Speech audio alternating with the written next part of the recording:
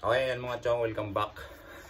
So yun, paano ba mapili sa ating pinabibigay na bore or parts? So madali lang yan, madali lang. So nakafollow ka sa Kimono, yan, Kimono sa Facebook, Kimono lang sa Facebook, yan.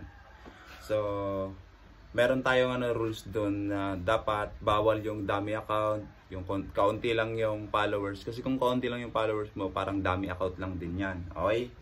Tapos lagi kang nag-share, nagko-comment sa ating mga upload. Okay? So example, nakita ka ng video ko, so nag-scroll ka, tapos nakita mo. So mag-comment ka lang doon about sa video. Huwag kang mag-comment ng ganito, sana ako mapili, sana ako mapili. Hindi mo na kailangan gawin yan mga chong. So, yun lang. Comment ka lang about sa video. Tapos, i-share mo lang. Yun lang. Kasi, bali, ang ginagawa kasi natin dyan is tinitignan natin yung mga points ninyo. Points ng mga, yun, mga nakasupport sa ating page.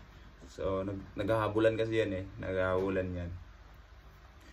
So, naghahabulan yan. So, bali, kung sino yung pinakamataas na points, yun yung ating pipiliin. Siyempre, yun yung kasi, kumbaga, mas marami siyang ginawa sa page.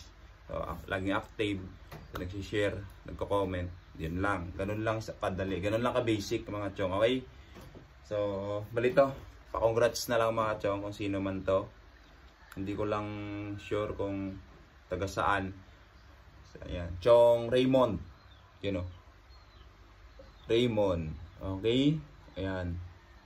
Shoutout sa iyo, Chong. So, ikaw yung napili kong mabigyan ng Bore 57 pang XRM-FI. Pa-congrats na lang mga Chong. Tapos, i-comment nyo kung taga saan kayo. Kasi dito sa YouTube mismo, mamimili ako ng mabibigyan ko rin ng Bore 57. Okay? Tapos, kung kaya nyo i-share tong video na to sa YouTube, i-share nyo na agad. Mas malaki kasi yung points ninyo pag ganun yung nangyayari mga Chong. Bali, ang gawin mo dito, Chong Raymond, mag-comment ka dito mismo sa YouTube na ikaw yung napili. Tapos, mag-comment ka din doon sa aking upload. Yung upload ko, yung kadugtong dito sa videos ko na to. Comment mo yung pangalan mo doon. Yun. Ay, mag-comment ka lang.